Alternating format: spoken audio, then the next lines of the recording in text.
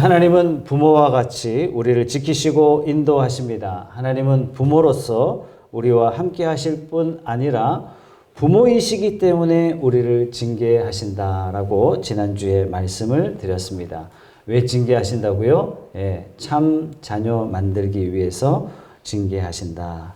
오늘 15절 말씀해 보니까 너희가 그의 음성을 듣거든 반역하던 때와 같이 너희의 마음을 완고하게 하지 말아라. 아니 도대체 이스라엘 광야에서 하나님의 노를 일으킨 것은 도대체 뭐였습니까? 이 말씀의 내용이 바로 오늘을 우리가 어떻게 살아가야 할지 원리를 알려주는 아주 중요한 말씀이 될 수 있겠습니다. 시편 95편 10절 말씀에 보면 40년을 지나면서 나는 그 세대를 보고 실증이 나서 그들은 마음이 빗나간 백성이요 나의 길을 깨닫지 못하는 자들이구나. 하나님이 탄식하시는 음성이에요. 출애굽한 사람들이 하나님의 길을 깨닫지 못했어요.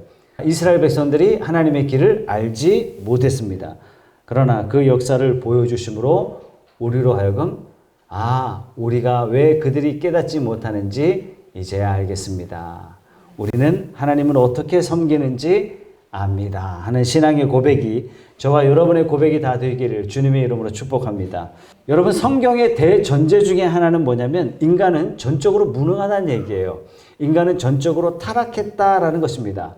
누구도 스스로 깨달을 수 없고 누구도 스스로 하나님을 찾을 수 없다는 얘기예요. 여러분, 불교나 기타 종교처럼 인간이 좀 똑똑해서 대략 알고 있는데 그 나머지 1%를 모르기 때문에 알지 못하다가 어느덧 문득 그 도를 깨달아서 그 1%를 깨달아서 인생을 바르게 산다. 이것이 아닙니다. 이건 불가능해요.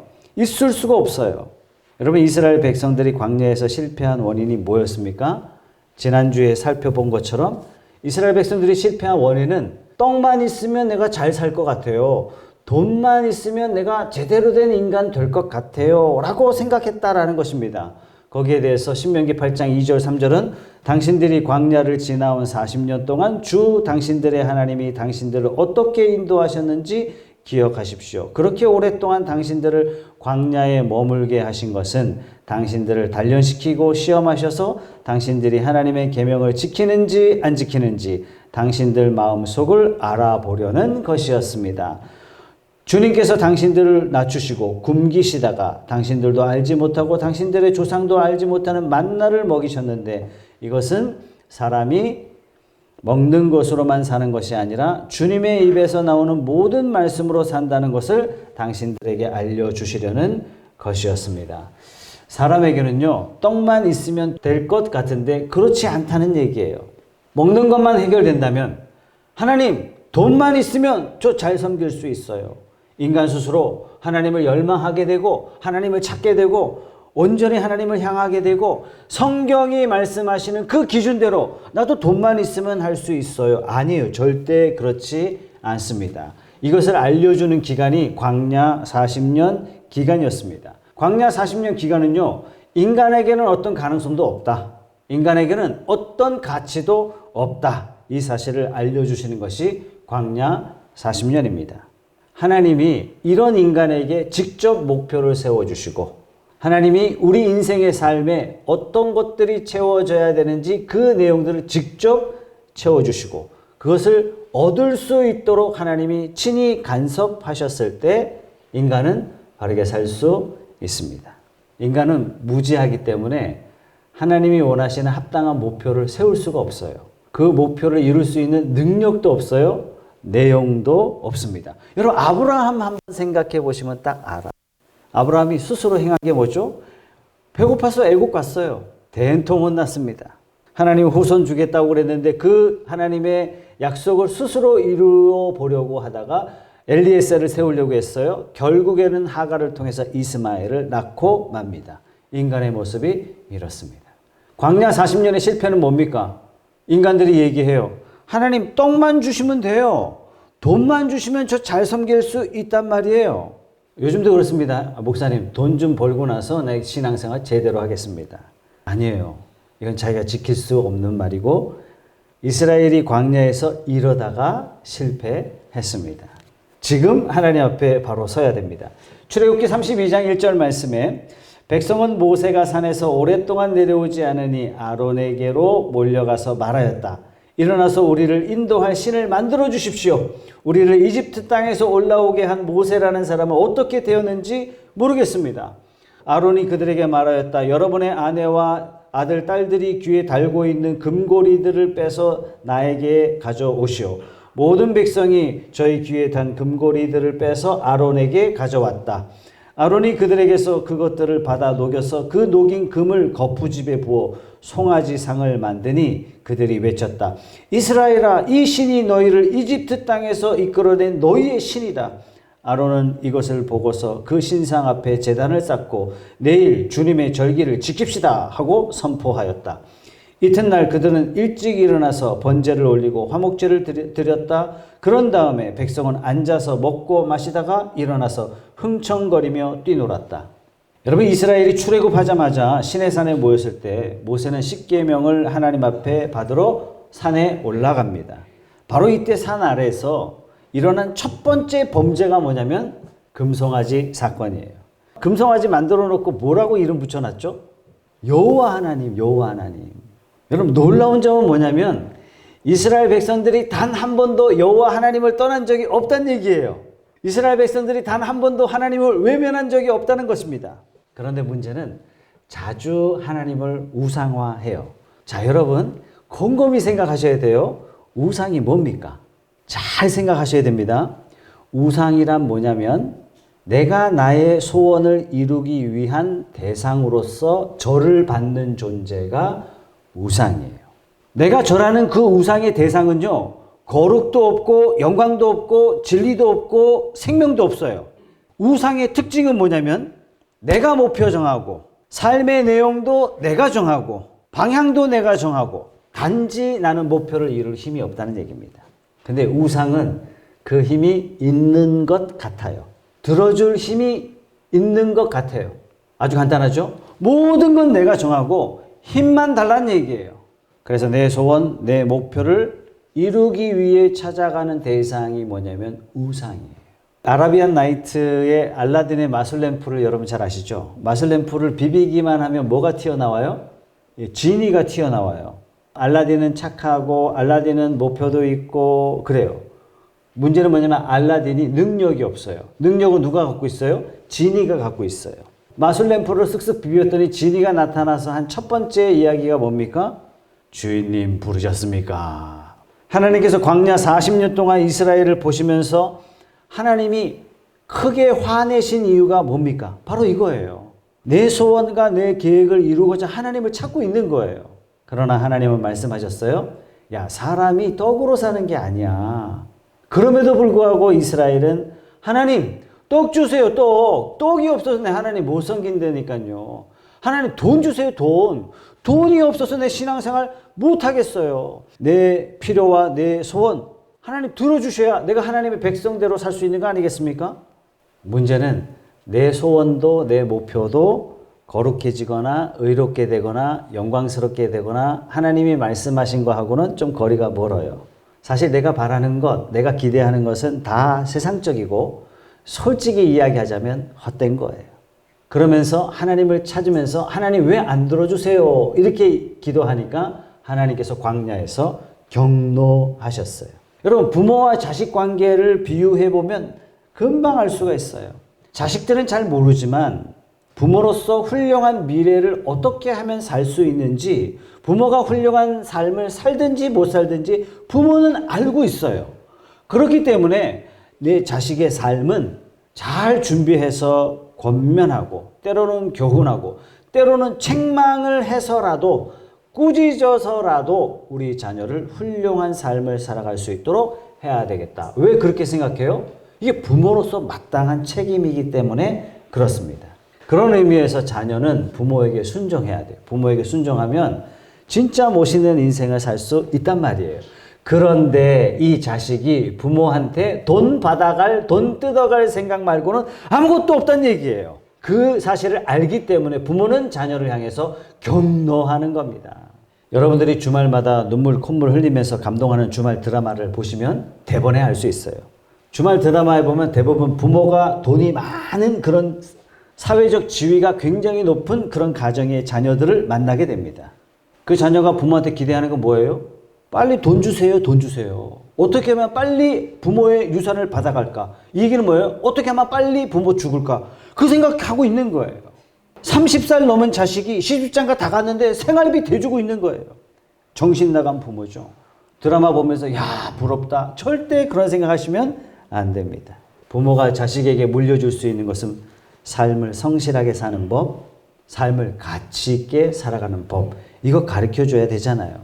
그런데 드라마 속에 보면 그 부유한 집안의 부모들이 자꾸 돈으로 모든 걸 해결해 버린단 말이죠. 자녀는 자연스럽게 돈이면 다 되는구나. 내가 부모한테 받아갈 건 돈밖에 없구나.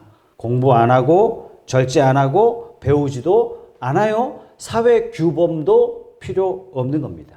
제가 대학 시절에 YMCA에서 캠프 지도자 활동을 한 5년, 6년 했습니다. 그때 당시는 여름방학이 2달, 겨울방학이 석 달입니다. 그래서 제가 5개월 동안 거의 집에 있지 않았어요. 청소년 캠프 지도자로서 왕성하게 활동을 했죠. 한 번은 강남의 대형 학원 원장님으로부터 캠프 의뢰를 받았어요. 이 원장님이 서울의 아주 유명한 교회의 집사, 안수 집사님이셨어요. 이 원장님이 뭐 돈은 벌 대로 버신 거죠. 그런데 이분이 강남에서 좀 의미 있는 일들을 한번 해보자 이렇게 생각한 거예요. 강남의 재벌의 손주들을 보니까 보통 말썽이 아니거든요. 얘네들은 아무리 가르치려고 해도 배우려고 하지 않아요. 그래서 이 원장님이 가르쳐봐야 소용이 없다. 이놈들에게 인성을 가르쳐야 되겠다. 이렇게 생각하신 거예요. 그리고 캠프 하다가 원장님하고 저하고 쭉 이야기하다 보니까 뭐 제가 수학과 전공하는 것을 아셨으니까 이분이 생각한 거예요. 뭘 생각했냐면 이분을 선생님으로 모셔야 되겠다. 왜? 수학을 전공하셨으니 명분도 있고 청소년들하고 캠프 활동하면서 아이들 캠프 치유 활동을 하셨으니까 실리도 있다. 이렇게 딱 생각을 하고 저보고 학원에서 가르쳐 주십시오. 가르칠 생각하지 마시고 아이들하고 놀아주세요. 그래서 제가 학원에 선생으로 가서 아이들하고 실컷 놀았어요. 근데 놀면서 제가 공부 안 하는 거 정말 싫어하거든요. 어쨌든 간에 공부를 좀 시켜야 되겠다. 그래서 공부해야 할 당위성에 대해서 아이들에게 일장연설을 했어요. 그랬더니 한 놈이 선생님 그러면서 저한테 이렇게 얘기합니다. 우리 아버지도 할아버지 돈 갖고 사는데 내가 왜 공부해야 돼요? 여러분 언제 부모가 필요해요? 돈 필요할 때 부모가 필요하다면 망한 겁니다. 이럴 때 좋은 부모는 경노하셔야 돼요. 왜요? 자녀를 위해서. 사랑하는 성도 여러분, 하나님은 우리의 마술 램프가 아니에요. 나의 추악한 욕심을 채워주시는 분이 하나님 절대로 아니십니다. 헛된 욕망을 이루어주시는 꼭두각시 같은 분이 하나님은 아니십니다. 하나님은 교회 안에 갇혀서 그저 내가 교회에 와가지고 비나이다 비나이다 하면 들어주는 그런 우상 같은 존재도 아닙니다. 하나님은요, 우리가 엎드려 경배해야 할 대상이 우리 하나님이세요. 우리가 하나님 앞에 나아갈 때 무릎으로 나아가야 할 그런 분이 우리 하나님이세요. 우리의 운명을 좌지우지하시는 분이 우리 하나님이신 줄 여러분 믿으십시오. 여러분 그분이 우리에게 뭘 원하실까요? 부자 되는 걸 원하실까요? 우리가 이 세상에서 하나님의 백성으로서 의로운 자, 이 어두운 세상을 밝힐 거룩한 자 되기를 하나님은 원하십니다. 근데 문제는 우리는 하나님의 성도라고 이야기하지만 나는 그 하나님이 원하시는 의로움, 그거 별로 관심 없어요. 거룩함, 그것도 별로 관심이 없어요. 오직 먹고 사는 것. 여기에 우리 신앙에 흥미를 잃어요. 이 하나님의 원하심과 나의 원함이 충돌할 때 교회 생활에 불평이 일어나요. 그리고 원망이 일어납니다. 여러분 민수기 읽어보세요. 하나님에 대한 원망은요 반드시 눈에 보이는 대상을 향해서 원망이 쏟아져요. 늘 모세와 아론은요 백성들의 원망을 받다가 지긋지긋해졌어요. 사무엘상 4장 1절 말씀 한번 보겠습니다. 이스라엘 백성들이 하나님을 어떻게 대우하는지 다 보입니다. 사무엘이 말을 하면 온 이스라엘이 귀를 기울여 들었다. 이 얘기는 뭡니까? 사무엘의 말을 들었다는 얘기는 하나님의 말씀에 순종했다는 얘기예요. 자, 그 무렵에 블레셋 사람이 이스라엘을 치려고 모여들었다. 이스라엘 사람은 블레셋 사람과 싸우려고 나가서 에베네셀에 진을 쳤고 블레셋 사람은 아벡에 진을 쳤다. 블레셋 사람이 전열을 갖추고 이스라엘 사람을 치자 치열한 싸움이 벌어졌다. 이스라엘은 이 싸움에서 블레셋에게 졌고 그 벌판에서 죽은 이스라엘 사람은 4,000명쯤 되었다. 이스라엘의 패전병들이 진으로 돌아왔을 때에 장로들이 말하였다. 아까는 어떻게 했어요? 사무엘이 말하였을 때 들었는데 지금은 누가 말하고 있어요? 장로들이 말하고 있는 거예요. 여러분, 이것이 불순종입니다. 주님께서 오늘 우리가 블레셋 사람에게 지도록 하신 까닭이 무엇이겠습니까? 실로에 가서 주님의 언약궤를 우리에게 모셔다가 우리 한가운데 있게 하여 우리를 원수의 손에서 구하여 주시도록 하자. 그래서 이스라엘 백성이 실로로 사람들을 보냈다. 그들이 거기 그룹들 사이에 앉아 계시는 만군의 주님의 언약궤를 메어왔다. 하나님의 언약궤를 가져올 때에 엘리의 두 아들 홈니와 비느하스 제사장입니다. 함께 왔다. 주님의 언약궤가 진으로 들어올 때에 모든 이스라엘 백성이 땅이 진동할 정도로 크게 환호성을 울렸다. 블레셋 사람이 그 환호하는 소리를 듣고 저 히브리 사람의 진에서 저렇게 환호하는 소리가 들리는 까닭이 무엇이냐 하고 묻다가 주님의 궤가 진에 들어왔기 때문이라는 것을 알았다. 블레셋 사람이 두려워하면서 말하였다. 이스라엘 진에 그들의 신이 들어갔다. 그래서 그들은 외쳤다. 이제 우리에게 화가 미쳤다. 일찍이 이런 일이 없었다. 우리에게 화가 미쳤는데 누가 저 강력한 신의 손에서 우리를 건질 수가 있겠느냐. 그 신들은 광야에서 온갖 재앙으로 이집트 사람을 쳐서 죽게 한 신들이다. 블레셋 사람들아, 대장부답게 힘을 내어라. 그렇지 않으면 히브리 사람이 우리의 종이 되었던 것처럼 우리가 그들의 종이 될 것이다. 너희는 대장부답게 나가서 싸워라. 그런 다음에 블레셋 사람이 전투에서 임하니 이스라엘이 져서 각기 자기 장막으로 달아났다. 이스라엘은 이때 아주 크게 져서 보병 3만 명이 죽었다. 하나님의 궤를 빼앗겼고 엘리의 두 아들 홈니와 비느하스도 이때 전사하였다. 여러분, 이스라엘 백성들이 광야 40년 동안 귀가 아프도록 들었던 교훈이 뭐죠? 야, 저 광야 척박한 땅에 가면 아무것도 먹을 게 없어. 살 수도 없는 곳이야. 그러나 너희의 죽고 사는 것, 너희가 잘 되고 못 되는 것 누구 손에 있다? 생사화복은 하나님 손안에 달려있다. 저 강대국 가나안 땅에 들어가거든 아무것도 의지하지 말고 오직 하나님만 의지해라. 내가 너희를 책임져 주마. 이거 누누이 들어왔단 말이에요. 여러 번 강조해서 들어왔단 말이에요. 복도 하나님 손에 달려있고 화도 하나님 손에 달려있고 하나님을 섬기면 승리할 것이고 하나님을 외면하면 벌받아 패배할 것이다. 누차 들어왔단 말이에요. 이스라엘 백성들이 블레셋과 싸워서 패배했어요. 졌다는 것은 뭐죠? 하나님이 함께하지 않았다는 거죠. 왜요? 범죄했기 때문에. 문제는 이들이 자신의 죄를 보지 못하고 어떻게 해요? 하나님이 함께하지 않으셔서 우리가 전쟁에서 졌다. 우리가 이렇게 힘든데 하나님 도대체 어디 계신 거야? 아니, 하나님은 지금 실로에 장막 안에 계신단 말이야? 야, 당장 하나님 모셔와. 하나님 백성이 이렇게 고생하는데, 개고생하는데 하나님 뭐 하시는 거야? 이 법궤가 들어오는 걸 보고 적군은 사기를 잃었고 반면에 이스라엘은 사기 충천했어요. 그런데 언약궤가 없을 땐 4,000명 죽었는데 언약궤 가지고 나갔다가 첫째 3만 명이 죽었습니다. 둘째, 언약궤도 빼앗겼어요. 언약궤가 뭐죠? 하나님 임재의 상징이잖아요. 셋째, 그 유명한 제사장 홈니와 비느하스가 그 자리에서 죽었어요. 여러분, 이것은 재앙이 겹친 겁니다. 이건 패배도 완벽한 패배예요. 여러분, 혹시 부적 가져본 적 있습니까? 알 수 없는 신들에게 주문을 외워본 적 있습니까? 부적을 갖고 있는 사람에게 물어봐요. 이게 뭐냐? 이렇게 물어보면 몰라요. 왜 갖고 있어요? 아무튼 갖고 있으면, 아무튼 내용은 잘 모르지만 주문을 달달달달 외우고 있으면 화가 비켜나가고 내 인생에 복이 들어온다는 얘기예요. 뭐죠? 우리가 비비면 하나님이 나타나 주셔야 되고 우리가 기도하면 마땅히 하나님 들어주셔야 돼. 지금 전쟁터에 법궤 가지고 나온 사람들의 태도가 바로 이런 태도입니다. 여러분, 기도가 뭘까요? 기도가 무엇인지 본질적으로 한번 생각해 봐야 됩니다. 기도란 하나님 앞에 애걸복걸했더니 하나님 다 들어주시더라. 기도란 내 욕망일지라도, 내 헛된 세상의 욕심일지라도 기도하면 하나님 그냥 들어주셔. 내 힘든 것 해결해 주셔. 여러분, 기도는 그게 아닙니다. 기도란 높으신 하나님 앞에 내 인생을 항복시키는 거예요.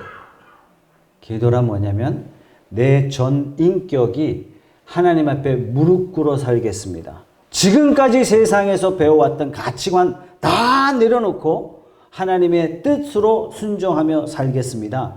내 인생의 주인은 세상의 돈이 아니라 하나님 되십니다. 무릎 꿇어 살겠습니다. 이것이 기도인 것입니다. 내가 하나님을 찾는다, 내가 하나님을 부른다, 이것은 이런 의미가 있는 거예요. 하나님 앞에 무릎 꿇어 살겠습니다.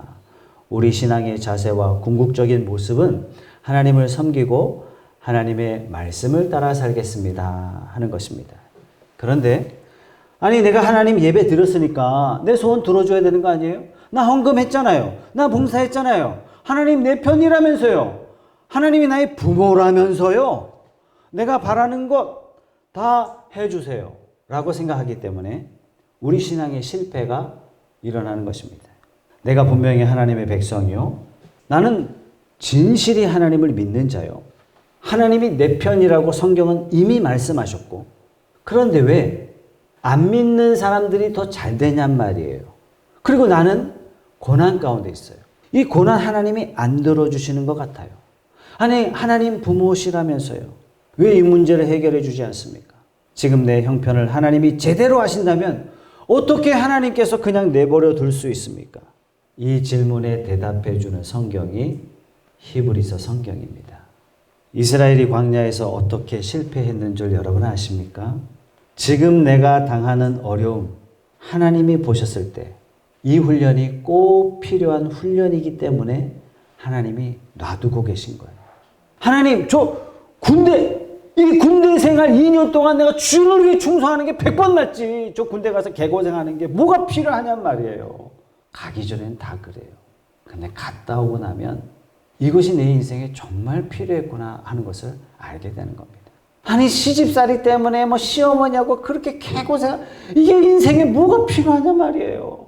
죽을 것 같은데 지나고 나면 시집살이마저도 이게 다 필요한 겁니다.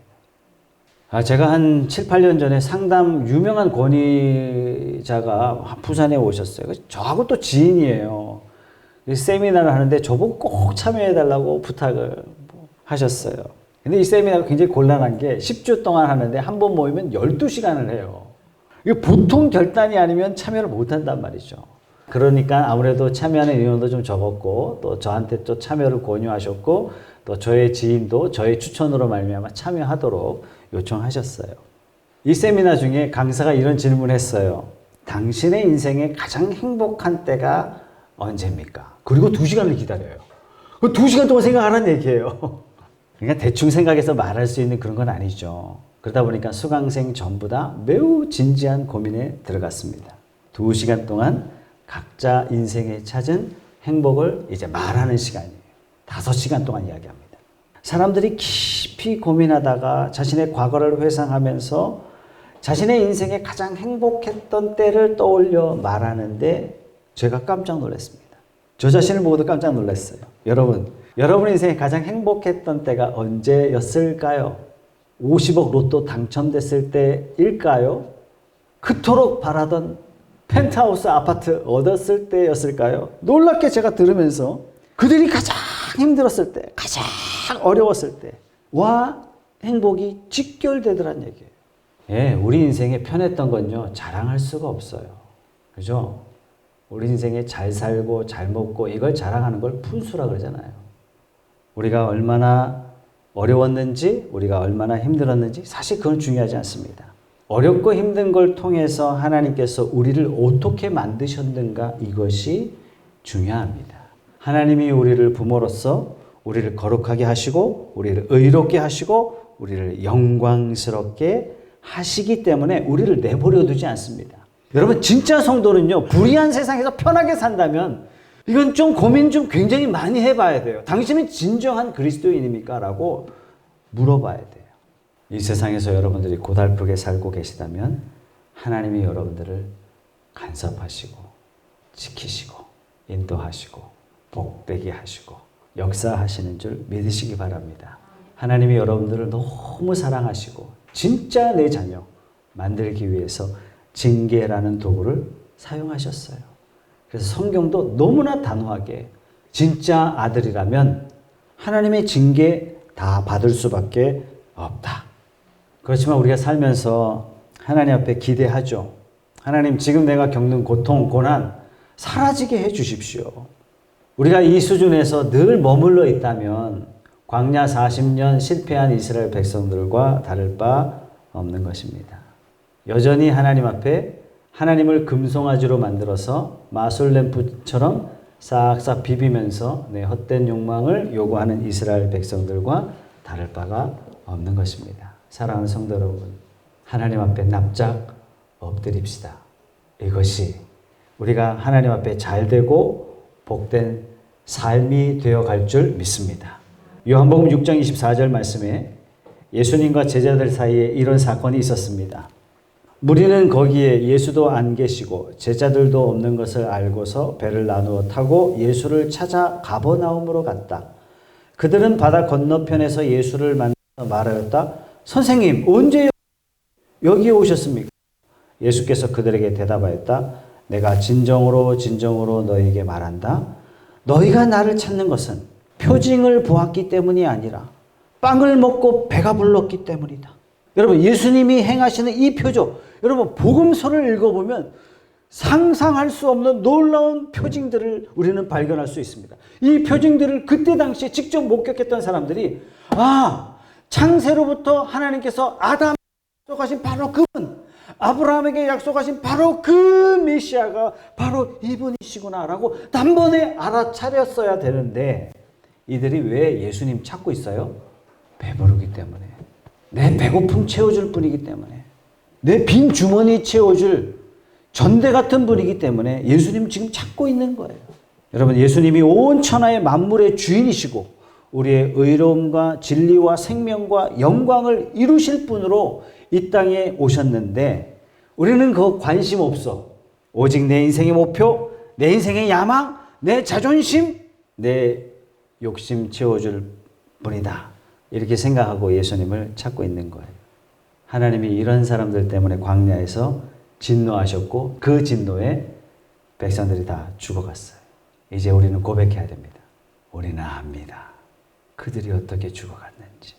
하나님이 우리에게 원하시는 것이 무엇인지 우리는 압니다. 사랑하는 성도 여러분, 오늘 본문을 다시 한번 읽어보세요. 왜 이 말씀을 하시는 겁니까? 지금 히브리서를 받고 있는 성도들의 신앙 현실은요, 우리가 생각하는 것보다, 우리가 상상하는 것보다 훨씬 더 참담했습니다. 그들은 실제적으로요, 하나님을 온전히 붙잡고 있었고 죽음의 위기가 바로 코앞에 닥쳐왔습니다. 깊은 고통과 어려움이 계속되었어요. 이들에게 권면합니다. 광야에서 죽어간 이들을 기억하십시오. 그들이 왜 죽어갔는지? 하나님이 능력이 없어서 죽어갔습니까? 우리를 사랑하는 그 마음이 적어서 그들이 죽어갔습니까? 하나님이 그들의 처지를 몰랐기 때문에 그들이 죽어갔습니까? 세상이 얼마나 악한지 하나님이 그걸 몰랐기 때문에 그들이 죽어갔습니까? 아닙니다. 우리는 압니다. 그들이 하나님을 찾는 목적이 의와 거룩이 아니라 돈 때문이었다는 사실을.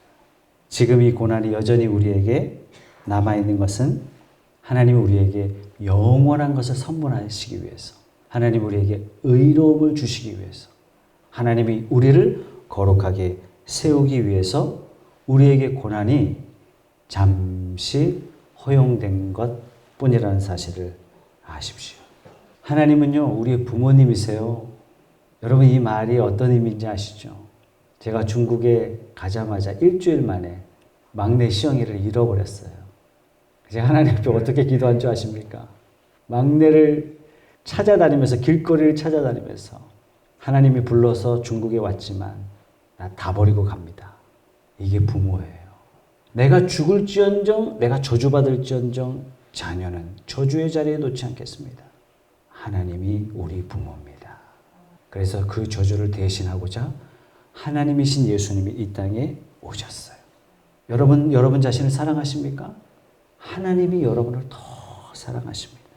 여러분이 여러분 자신을 아십니까? 하나님이 여러분들을 더 잘 아십니다. 하나님이 주시는 것이 때로는 고달픈 인생일지라도 여러분 순종하시면서 감사하며 하나님 앞에 나아갑시다. 하나님이 주시는 고난 앞에 인내하시고 하나님께서 여러분들에게 주실 그 풍성한 열매들을 아름답게 맺어가는 그런 복된 성도님들 다 되시길 주님의 이름으로 축복합니다.